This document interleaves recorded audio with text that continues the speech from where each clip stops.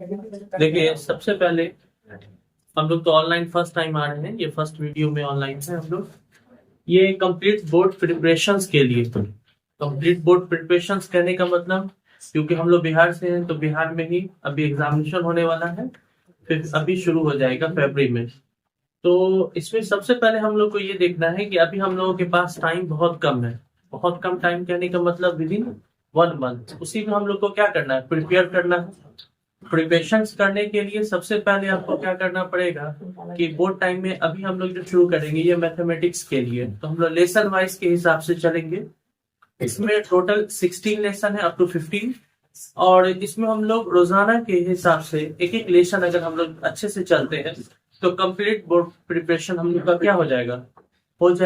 इसमें short trick भी है, 1 मार्क्स में भी हम कैसे कैरी कर सकते हैं, शॉर्ट टाइम में भी हम कैसे बना सकते हैं, या 2 मार्क्स का अगर क्वेश्चन पूछता है तब हम उसको सॉल्व कर सकते हैं, या 5 मार्क्स में भी रहता है तो उसको कैरेक्टर मतलब अलग अलग तरीके से होता है, तो क्वेश्चन को हम कैसे चूजिंग करेंगे और टाइम कितना शॉर्टेज लेंगे। तो उसके लिए हम लोग आज सबसे पहले जो शुरुआत करेंगे वो लेसन 1 से, एनसीईआरटी। तो क्योंकि एनसीईआरटी की बुक है, फिर अलग है, सीबीएसई का भी जब क्लास होगा तो उसमें भी वैसे ही हम लोग चलते हैं। अभी एक्चुअल में अभी हम लोग क्या है, तो क्योंकि बिहार बोर्ड में एनसीईआरटी के हिसाब से है, और एनसीईआरटी की जो बुक होती है वो ऑल ओवर इंडिया में चलती है, तो सबका सेम होता है। अगर सारे जगह से भी लोग अगर इसको देखते हैं तो उनको भी फायदा होगा, सब लोगों को फायदा होगा। जो तरह का प्रॉब्लम होगा तो वो आप अपना मैसेज भी कर सकते हैं, कमेंट में भी बता सकते हैं। तो सबसे पहले फर्स्ट ऑफ ऑल हम लोग शुरुआत करते हैं लेसन 1। लेसन 1 में एक्चुअल में एनसीईआरटी के हिसाब से अगर लेसन 1 चूज करेंगे, एनसीईआरटी, इसमें सबसे पहले अगर हम लोग शुरुआत करते हैं तो फर्स्ट ऑफ ऑल हम लोग ये देखते हैं कि पहला कौन सा चैप्टर आता है। तो पहला वाला जो चैप्टर है जिसमें एक्सरसाइज या लेसन 1 कहेंगे हम लोग, इस लेसन 1 में हम लोगों को मिलता है, लेसन 1 में एचसीएफ के बारे में पढ़ना है, ओनली फॉर एचसीएफ। ये एचसीएफ है क्या, तो क्योंकि अभी तो बोर्ड बहुत सारे बच्चे जो पहले से आप लोग पढ़ चुके हैं तो आप लोग को दिक्कत है नहीं, मोर देन हमको लगता है 100 टाइम्स ज्यादा हम लोग रिवीजन कर चुके हैं इसको। फिर भी क्योंकि लास्ट टाइम है, अब इसको देखना है, तो ताकि हमारा क्या हो जाए, शॉर्ट टाइम में अच्छी प्रिपरेशन हो जाए। जिन बच्चे जो नए हैं, जिनका छूट चुका है, उनका भी प्रिपरेशन हो सकता है। तो एचसीएफ के बारे में हम लोग सबसे पहले जानेंगे कि एचसीएफ है क्या। एक्चुअल में एचसीएफ कहते हैं लोग हाईएस्ट कॉमन फैक्टर। क्या कहते हैं, हाईएस्ट कॉमन फैक्टर। इसको अगर हिंदी में कहते हैं लोग मौसा कहते हैं। जो बिहार बोर्ड से बच्चे हैं या अदर भी है जो हिंदी जानते हैं वो उस हिसाब से भी प्रिपेयर कर सकते हैं। इसको बनाने के लिए 2 तरीके का पैटर्न यूज किया जाता है, एक डिविजनल मेथड यूज करते हैं, एक फैक्टराइजेशन मेथड यूज करते हैं, है ना। एक डिवाइड करके भी हम लोग करते हैं। इसका मेथड क्या होता है निकालने का, 2 मेथड होता है। मेथड कितने होते हैं, फर्स्ट होते हैं और सेकंड होता है। एचसीएफ निकालने के लिए 2 मेथड है। एक तो मेरा हो गया फैक्टराइजेशन मेथड बोलते हैं, फैक्टराइजेशन मेथड है, और दूसरा मेथड होता है मेरा डिवीजन मेथड होता है। ये 2 मेथड हम लोगों का काम करता है। एक को हम लोग बोलते हैं गुणनखंड विधि से निकालते हैं, गुणनखंड विधि का प्रयोग करते हैं, और दूसरा जो होता है उसको हम लोग कहते हैं भाग विधि से। ये भाग विधि आपका हो गया। ये 2 मेथड है, इसी 2 मेथड का हम लोग को क्या करना है, यूज करना है। फर्स्ट ऑफ ऑल अगर हम लोग देखेंगे तो इसमें लेसन 1 जो एक्सरसाइज 1 में है, ये तो हम एक पैटर्न पे चलेंगे कि पैटर्न हमको अगर कोई पूछे कि हमको कैसे सॉल्व करना है तो एक क्वेश्चन दे देगा शॉर्टली में। अगर आपसे कोई क्वेश्चन पूछ देता है, मान लिया क्वेश्चन एक दे दिया, एक सिंपल क्वेश्चन अगर एक कंसेप्ट अगर हम लोग समझने के लिए 32 है मेरे पास है और यहाँ पे 40 पूछ दिया, नॉर्मली एक नॉर्मल सा क्वेश्चन लेकर के एक एग्जांपल को हम लोग क्लियर करके देखना चाहते हैं कि कैसे कर सकते हैं। तो शॉर्टेज वे में अगर हम लोग देखेंगे, डायरेक्टली देखेंगे, दोनों में छोटा कौन है, तो भाई 32 है, 40 में देंगे और इसमें 1 टाइम्स में लगाएंगे 32, मेरा बचा यहाँ पे 8। फिर अब इसको क्या करना है, पॉइंट नहीं लेना है, बल्कि इस नंबर से जिससे हम डिवाइड कर रहे हैं उसी को यहाँ पे लिखेंगे और 8 हो जाए इसी से इसमें डिवाइड करेंगे, तो 8 4 का क्या आ जाएगा 32। एक्चुअल में ये आ गया मेरा एचसीएफ जो निकलेगा वो कितना हो जाएगा 8। तो ये क्वेश्चन इजी वे में क्या बहुत ही शॉर्टली था। शॉर्टली कहने का मतलब कि ये देख करके भी पता चला था, जिन बच्चों के एक्सपीरियंस है जो बनाते हैं वो देख करके बता सकते हैं कि 38 और 40 में कॉमन क्या चीज है, तो देख रहे हम लोग 8 है, तो मेरा 8 आंसर आ गया। मगर इसी में क्वेश्चन जब बड़ा देते, फॉर एग्जाम्पल के लिए क्वेश्चन दे देता है 135 दे दिया और 220, तो अब इसको हम कैसे सॉल्व करेंगे? तो फिर इसके लिए प्रोसेस ऐसा यूज करेंगे या फैक्टराइजेशन का यूज करेंगे? तो आपको समझने के लिए दो पैटर्न पे यूज करना है। जनरली हम लोग का कंसेप्ट यही कहता है बनाने का। तो ये ऐसा अगर पैटर्न यूज करेंगे, अगर ये क्वेश्चन दे देता है और कह रहा है आपको कि एचसीएफ निकालिए, एग्जामिनेशन में कहेगा कि एचसीएफ निकालिए, तो उसके लिए हम कौन सा पैटर्न यूज करेंगे? तो क्योंकि 1 मार्क्स में है, हमको ओएमआर शीट को फिल करना है, मेरे पास ऑप्शन पूछेगा ए है, बी है, सी है और डी है, ये 4 ऑप्शन है। अब यहाँ पे हम लोगों को देखना है कि मेरा कौन सा पैटर्न यूज कर रहा है। तो फिल करने के लिए सबसे आसान तरीका कि हमको देखना है कि ए में क्या लिखा हुआ है, बी में क्या लिखा हुआ है, सी में। मेरे आंसर के हिसाब से ये जो है, मान लीजिए कि हमारा बी में ऑप्शन टच कर रहा है, तो दिस इज कॉल्ड, ये मेरा बी, इसको फिल करना पड़ेगा ऐसे राउंड में एकदम बिल्कुल। तो मेरा ये क्या हो जाएगा, करेक्ट आंसर फिल हो जाएगा। तो इस टाइप से। मगर यही क्वेश्चन अगर आपको 1 मार्क्स में ना करके 2 मार्क्स में अगर पूछ देता है, तब आप उसके लिए क्या करेंगे? तो उसके लिए हम लोग क्या करना पड़ेगा, तो फिर हमको एक डिविजनल मेथड पे आना पड़ेगा, जिसमें यूक्लिड का एल्गोरिथम का यूज करना पड़ेगा। यूक्लिड ने, जिसने एचसीएफ के लिए एक अलग से अपना कंसेप्ट दिया, अलग बताने की कोशिश किया, वो कैसे दिया, किस हिसाब से दिया, तो उसने इस चीज को बताने के लिए अलग अलग मेथड यूज किया। फर्स्ट ऑफ ऑल हम लोग सबसे पहले ये देखेंगे कि अगर ये तो मेरा था डिविजनल मेथड, मतलब इसको कहते हैं भाग विधि। ये मेरा कौन सा हो गया, भाग विधि, डिविजनल मेथड हो गया। तो डिविजनल मेथड के लिए डिवीजन का हमको यूज करना पड़ेगा, डिविजनल मेथड हमको यूज करना पड़ेगा, डिवाइड करके हमको निकालना पड़ेगा। तो डिवाइड के लिए हम लोग क्या करेंगे, डिवाइड अगर हमको करना है तब, तो डिविजनल मेथड के लिए हमको सबसे पहले करना पड़ेगा, ये तो मेरा एक इजी वे में हो गया। अब सेकंड मेथड मेरा हो जाएगा, मेथड नंबर सेकंड, इसके लिए करेंगे फैक्टर का यूज करेंगे, गुणनखंड का यूज करेंगे। फैक्टर आ गया, मेरा हो गया फैक्टर मेथड हो गया। तब इसके लिए क्या है, इसी 2 नंबर को लेते हैं, तब कैसे सॉल्व करेंगे?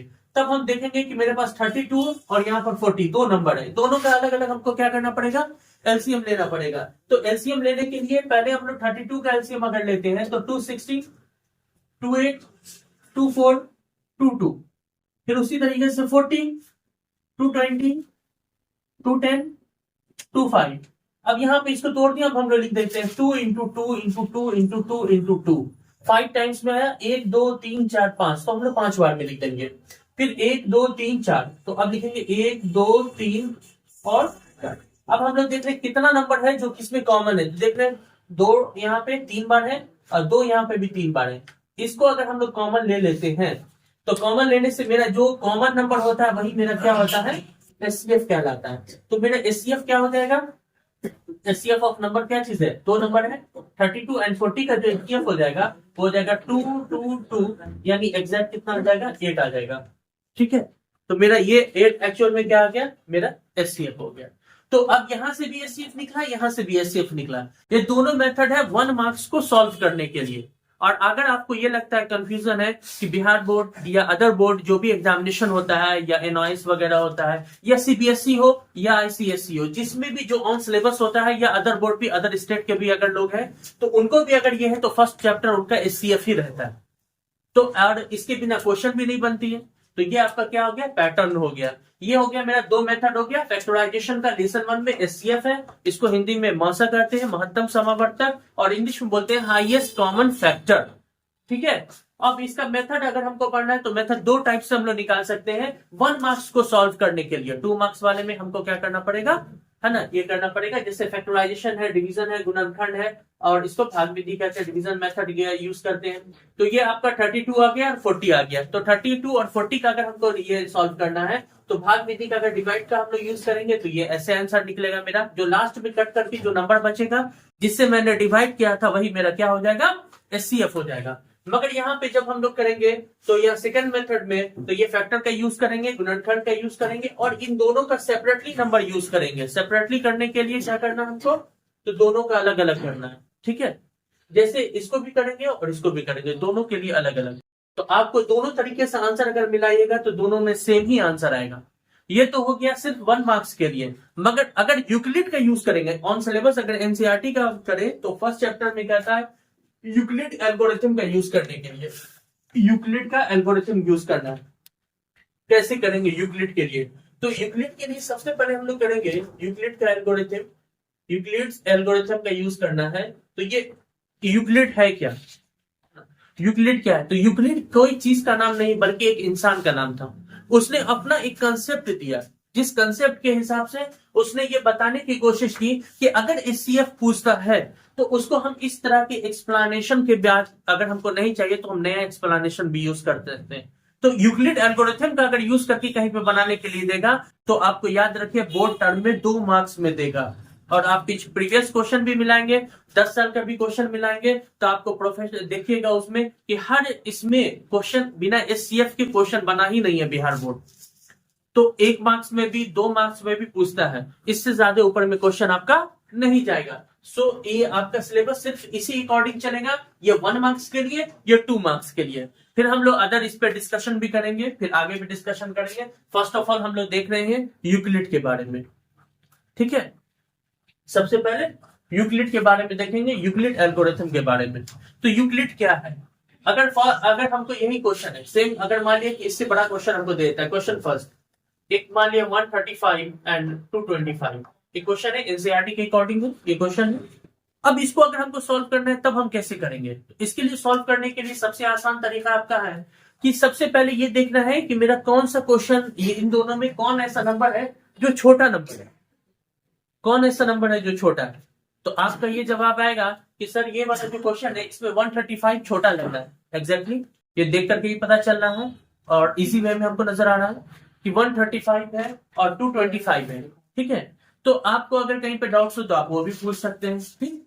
और यहाँ पे हम लोग 135 और 225 इसमें देखेंगे कि छोटा कौन है। सेम ये प्रोसेस यूज किया हमने, 135 में हम लोग डिवाइड करना है 225 में, 1 टाइम्स में हम लोग लगाएंगे, 2 टाइम्स में देखेंगे तो 135 टू जा कितना हो जाएगा 270।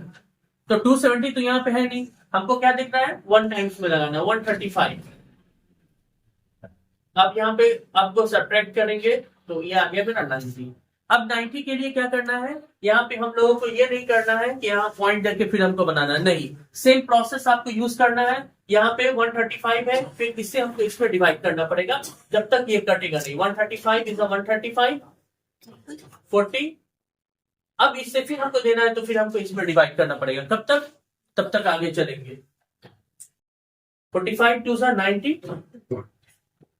तो आपका यहाँ पे हिसाब से तो यह गया 45, मगर इसको आपको वेरी करना है, कैसे करना है, किस टाइप से करना है, कैसे क्या करेंगे, तो उसको सबसे पहले बताने के लिए हम लोग क्या करेंगे, एक प्रोसेस करते हैं, जांच का करते हैं, कैसे करेंगे। तो जांच के लिए हम लोग करते हैं, सबसे पहले 225 है मेरा, तो इसको लिखना पड़ेगा 135 तो हमने कितनी बार में एक प्रोसेस का यूज करेंगे। 135 को कितने से मल्टीप्लाई किया मैंने, फर्स्ट टाइम में हम लोग करेंगे एक बार में डिवाइड किया ना, 1 से, तो लिखेंगे 1 प्लस, आप जानते हैं इस वाले को क्या कहते हैं, क्वोशिएंट कहते हैं, और इसको हिंदी में भागफल कहते हैं, इसको रिमाइंडर कहते हैं, मतलब शेषफल कहते हैं, जो नीचे में बसता है और जिसे हम लोग डिवाइड करते हैं तो वो भाजक। तो यहाँ देखिए, यहाँ 1 इसको किया, कितना बचा नीचे भाई 90 बचा, यहाँ पे हम लोग लिख देंगे। फिर बीच वाला नंबर है 135, इसको 135 लिखेंगे, और कितने से मैंने डिवाइड किया, 90 से डिवाइड किया है, कितने टाइम्स में, 1 टाइम्स में, और नीचे रिमाइंडर कितना बचा मेरा 45 बचा। सेम प्रोसेस हम लोग यूज करेंगे तब तक जब तक कि मेरा आखिरी नंबर तक ना आ जाए, उसको रिपीट करते रहेंगे। अब फिर मैंने 45 से डिवाइड किया किस में, 90 में, तो 90 में 45 से मैंने डिवाइड किया है, कितने टाइम्स में, 2 टाइम्स में, तो मेरा बचा कितना नीचे में 0, यानी मेरा जो रिमाइंडर नंबर आ गया, रिमाइंडर जो आ गया, रिमाइंडर मतलब यहाँ पे क्या हो जाएगा, शेषफल जो मेरा बचा वो क्या हो गया 0। इसलिए क्योंकि मेरा ये चूंकि रिमाइंडर है, इसलिए मेरा एचसीएफ जो हो जाएगा वो कितना हो जाएगा, HCF is equal to 45। This is my answer, you will be correct. अगर आप बनाते हैं तो कहीं पे भी कंप्लीट आपका हो जाएगा इस टाइप से। ये प्रोसेस है। अब इसमें हम लोग वेरियस एग्जांपल भी देखेंगे अभी, और फिलहाल के लिए ये समझाने के लिए तो मैं एक बार और रिवीजन करा दूं, बस 2 मिनट रिवीजन करा दूं। सबसे पहले जैसे लेसन 1 में है, एनसीईआरटी के बुक के अकॉर्डिंग ये एचसीएफ है। एचसीएफ को हिंदी में हम लोग कहते हैं मास ऑफ।